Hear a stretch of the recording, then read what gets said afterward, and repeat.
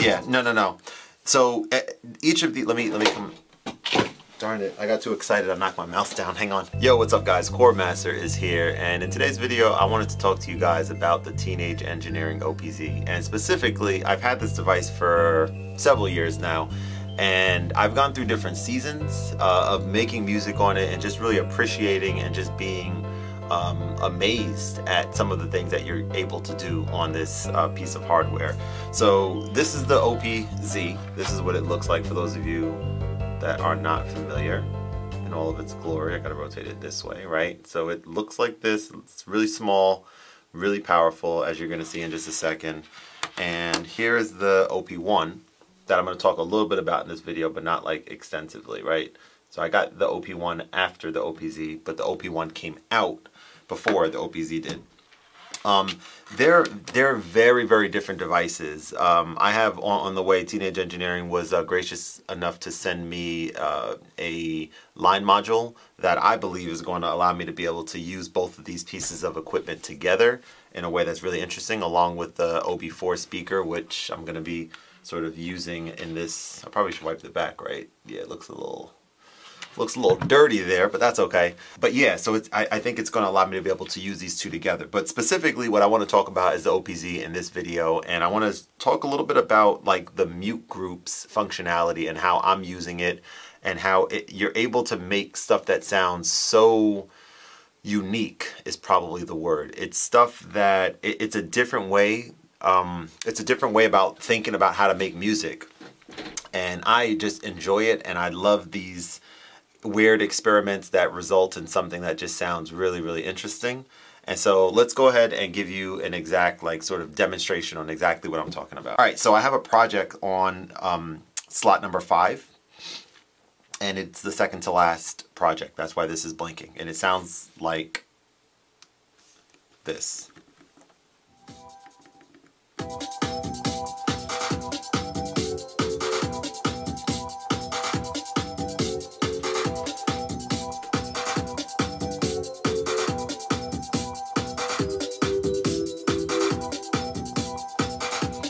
I think one of the most interesting and fun features of the OPZ is the master track, and specifically how you can change the key of what is being played on the master track. And let's talk about what that means for a second. So it means that I can have something playing on, 4 different drum or sample-based things on the first 4 tracks, and then I can have different synths playing, and I can control whether I want all 8 tracks or a subset of 8. I usually start with just the 4 melodic tracks, the second 4 tracks, the second half of the 8 tracks, to be affected by the key changes. And what that allows you to do is what you were just hearing here. The first, everything was one sequence, and then the dun dun dun dun dun dun dun dun. That last little part was a actually, let me see. Yeah, no. So each of the, let me come, darn it, I got too excited, I knocked my mouse down, hang on. Each of these reds that are happening here, as you can just like listen to how the music changes a little bit. This is the master track. Listen to how the music changes a little bit when it hits the red part.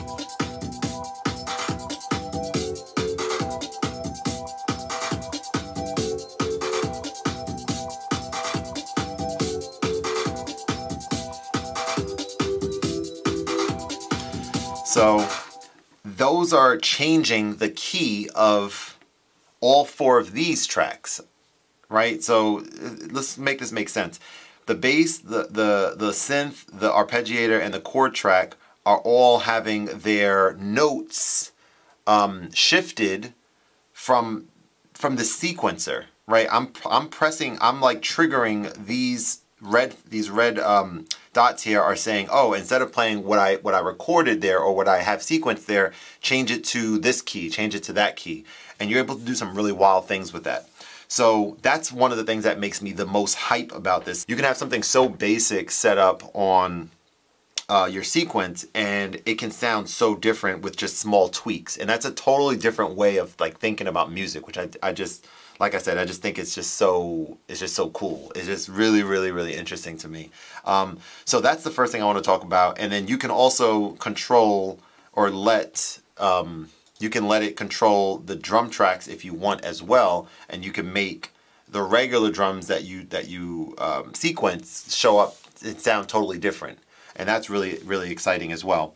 So the other thing I want to talk about is mute groups. So I made this song sound totally different with just mute groups. So for those of you, I need you to appreciate this. For those of you who have an OPZ or have used an OPZ and understand how, you know, historically mute groups or muting different tracks would just allow you to make something sound somewhat different, right? It's going to sound, you know, having 4 instruments and then just taking out this one or these 2 and then just letting it sound a little bit different because instruments are being removed. That's historically what muting allows you to do. On the OPZ is totally different because muting allows you to do something crazy on the OPZ. It allows you to mute the master track that we just talked about, how it effectively can make things sound so different. Before I continue, let me show you what I mean. So let's mute really quick the master track, and let me play it again as is, and then I'm going to mute the master track so you can see how different it's going to sound and how like basic it's going to sound.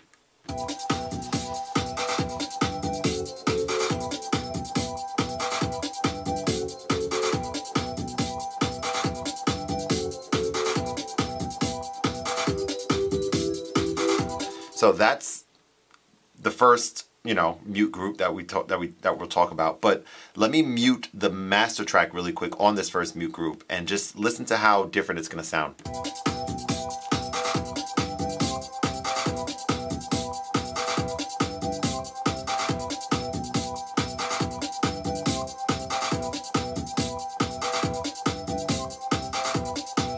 So it's all the same the whole way across. There's no dun dun dun dun dun dun dun. It's nothing different on that 4th bar to kind of complete the cycle and start back from the top, right? So now, if we hold the mute button up here and we go to the second, you're gonna see something happen here. Going to the second allows you can see that I have unmuted or I'm bringing in this performance track. So I also have performance data in here. And we're going to hear how this is going to sound different from 1 to 2. So check this out. You heard 1 enough times. Now listen to 2 actually. Actually, no. I'm going to play 1 and then we're going to cycle right into 2 so you can hear how different it sounds right off the bat.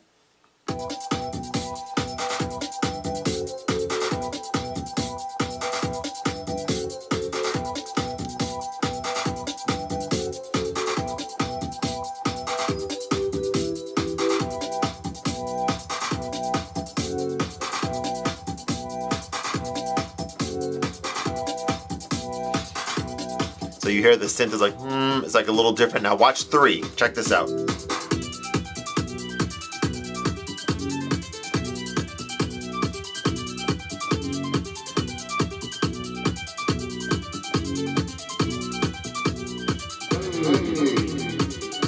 So what's happening there? I took out some instruments, I brought in the arpeggiator, and, right? And this, we're gonna go to mute group 4 next.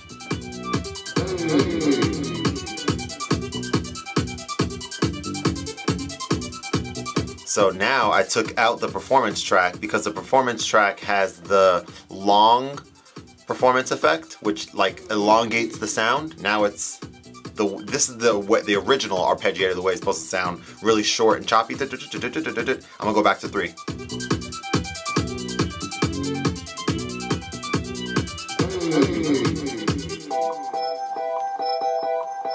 And now I just took everything out and just brought back in that original, right, sound without the drums.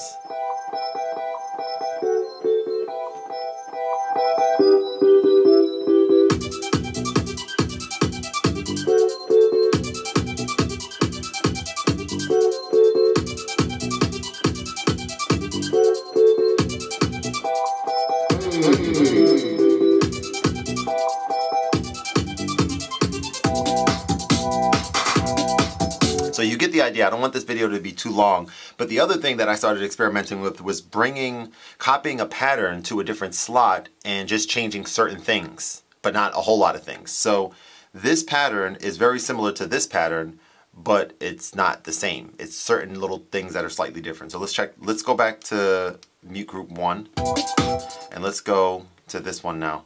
mute group 1. So as you can hear, the instrument, the sound, the synth that I'm using is different.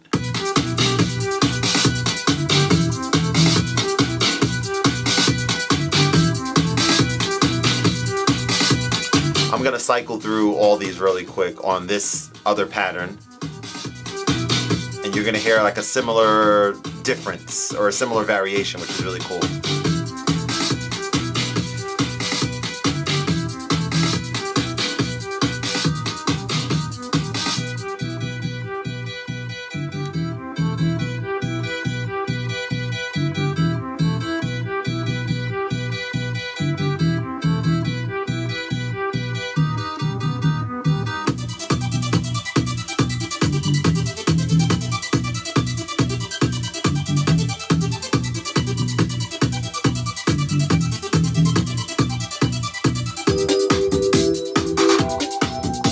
So you get the idea. I want to do a series of videos on this OPZ because it's really just such a fun. It's real. I gotta stop looking down here. Let me minimize my my screen there.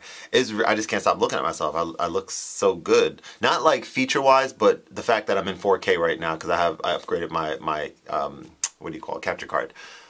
But such is life. I really am just so excited about the OPZ. There was a time the other day actually when I was coming back from, where was I? I was away somewhere down south visiting family, and I was in the South Carolina airport, and they have these rocking chairs that you could like look outside and watch the planes taking off and stuff. And I just had my OPZ there, and it was a blast. I was just like, this is the life, just making music in an airport with just something so small, so light, and some headphones. And yeah, I'm gonna make some more videos very soon talking a little bit more about how when you have too much gear, as I'm sure a lot of us have a lot of gear, I think a lot of us probably do, and I've experienced things in my music making journey that have been just really interesting and compelling in the sense of just really having too much stuff can be bad and can make things too confusing. And like right now I'm only human, so I'm like waiting. I have certain things that I still want to get, and I still will get eventually once they become available. That Roland Phantom 8 I need in my studio, like right there. I was just in Guitar Center today and using one, and you know, this is like a long story. I'm not even going to include all the details, but I sold my Phantom 6, and I have an artist discount agreement with Roland, which is awesome, for the Phantom 8 because I needed that weighted key bed as a piano player. But it's sold out, it's sold out, and they are manufacturing more of them, but it's going to take several months. It's going to not be available from what I'm hearing until September, and we're in April now. So it's like, okay, that sucks, but you know, it's okay because I have other things that can keep me company, you know, in the interim. But yeah, I just wanted to make this video and just kind of, you know, see you guys and chat with you guys for a little bit. Let me know in the comments below if you have an OPZ, if you have questions about the OPZ, if there's anything else that you'd like to see with it that I can kind of include maybe in the next video. And I just want to, as I always do, just say I appreciate you guys for watching the video. It means a lot. And you know, I'm excited about the direction of the channel. I'm excited when I see comments that are thoughtful and appreciative, and you know, I'm excited about the ability to be able to work with different brands like LumaFusion, like Koala Sampler, like Luby Pro, and it's been a really fun experience, and just getting things locked down in terms of, you know, just enjoying what I'm doing and not taking things too serious. And last but not least, as I always say, like, my daughter is on her way here. She's going to be here so soon. In just a few short days, I'm working on an album for her that is I'm extraordinarily excited about. I won't tell you guys the title of the album right now, but it is coming soon, and it's my first album that I've ever worked on. And all that matters to me on the album is that I love it and that she loves it. And I honestly don't care about anything else, anyone else's opinion on the album, because that's why I'm making it. I'm making it for us. But that being said, I think it's going to be one of the best instrumental albums of all time. And so I'm excited to share it with you guys. I think it's that good, and there's a lot of thought going into it. And yeah, I mean, just stay tuned for it. So that's where we're going to leave the video. Appreciate you guys, like I said, and I look forward to seeing you guys on the next one.